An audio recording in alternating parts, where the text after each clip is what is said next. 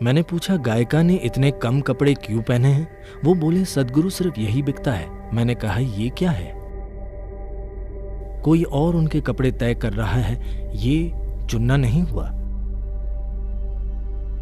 ये दुनिया से स्त्री प्रकृति की सुंदरता को मिटाने का पक्का तरीका है। ये एक तरह से इसका नतीजा है कि आर्थिक मशीनरी से पूरी दुनिया चलती है।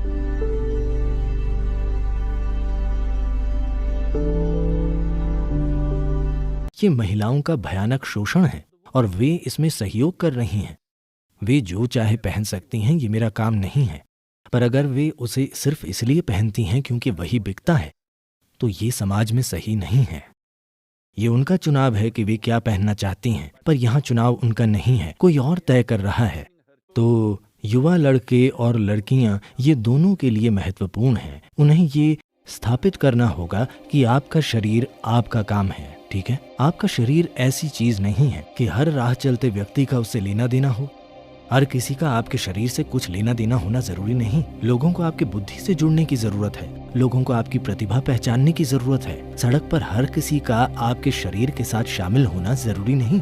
शरीर के अपने प्रयोजन हैं, उसकी अपनी सुंदरता, अपनी प्रकृति है, वो एक अलग चीज है। मैं ये कहने की कोशिश नहीं कर रहा कि पहनावा क्या होना चाहिए, नहीं। मैं ये कह रहा हूँ कि पुरुष को स्त्री का पहनावा तय नहीं करना चाहिए। मैं बस ये कह रहा हूँ, फिलहाल लगता है कि पुरुष का भ्रष्ट स्वभाव स्त्री के कपड़े तय कर रहा है। अगर महिलाओं को स्वतंत्र होना है तो इसे बदलना होगा। तो इसलिए मैं कह रहा हूं कि जैसे पुरुष की ताकत की जगह दिमाग महत्वपूर्ण बन गया है, वैसे ही स्त्री की चमड़ी की जगह भी दिमाग को महत्वपूर्ण बनना होगा।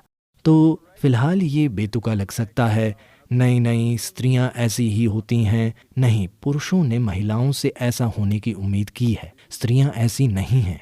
मैं अपने जीवन में काफी स्त्रियों को जानता हूं, इससे मुझे साफ पता है कि वे ऐसी नहीं हैं, पर उन्हें लगता है कि उनसे यही उम्मीद की जाती है। फिलहाल पुरुष प्रकृति को असली सफलता माना जा रहा है। अगर सफल होना हो तो आपको पुरुष की तरह अपनी ताकत दिखानी होगी। इसे बदलना होगा, क्योंकि ये एक तरह से इसका नतीजा है कि आर्थिक मशीनरी पूरी दुनिया को चला रही है। जब सिर्फ पैसों का लेन देन मायने रखता हो तो सब कुछ एक बाजार होता है। सब इस बारे में है। देखिए, बाजार में अगर मैं कम देकर ज्यादा लेता हूं तो मैं स्मार्ट हूं। अगर मैं बाजार जाता हूं और ज्यादा देकर कम लेता हूं तो मैं बेवकूफ हूं। पर आपको समझना होगा कि आपके घरों में, मुझे यकीन है कि ये आपके लिए भी सच है, मैंने महिलाओं को कई तरीकों से काम करते देखा है। मेरी अपनी माँ, बहनें, मेरी चाची, मामियाँ और कई दूसरी महिलाएं जिन्हें मैंने देखा है। हाँ, जब वे घर पर होती हैं तो वे खुद को पूरी तरह झोंक देती हैं, क्योंकि उन्हें अपना काम पसंद है। उनके लिए वे लोग मायने रखते हैं।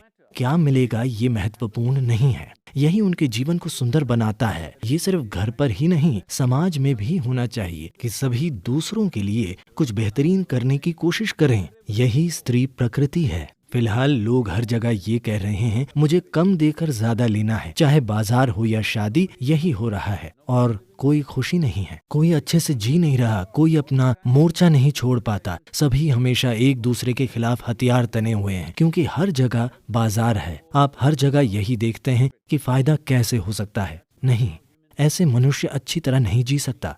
मनुष्य अच्छी तरह जी सकते हैं। मैं लगातार स्वयं सेवकों के बीच रहता हूं जो हर स्थिति में हमेशा कुछ बेहतरीन देने की कोशिश करते हैं। लोग पूछते हैं, सद्गुरु आप जो भी करते हैं उनमें सबसे महत्वपूर्ण क्या है? मैं कहता हूं, मेरे आसपास के लोग। जैसे लोग मैंने अपने आसपास इकट्ठा किए हैं, वे बिना कुछ मांगे अपनी जान देने को तैयार हैं। मेरे जीवन में यही सबसे सुंदर बात है, क्योंकि दुनिया में यही सबसे महत्वपूर्ण है। हर जगह एक बाजार है, यानी हम हमेशा किसी का फायदा उठाना चाहते हैं, है ना? जब आपका मन बाजार बन जाए तो कोई चेतना नहीं होगी, जीवन के सूक्ष्म पहलू नहीं होंगे।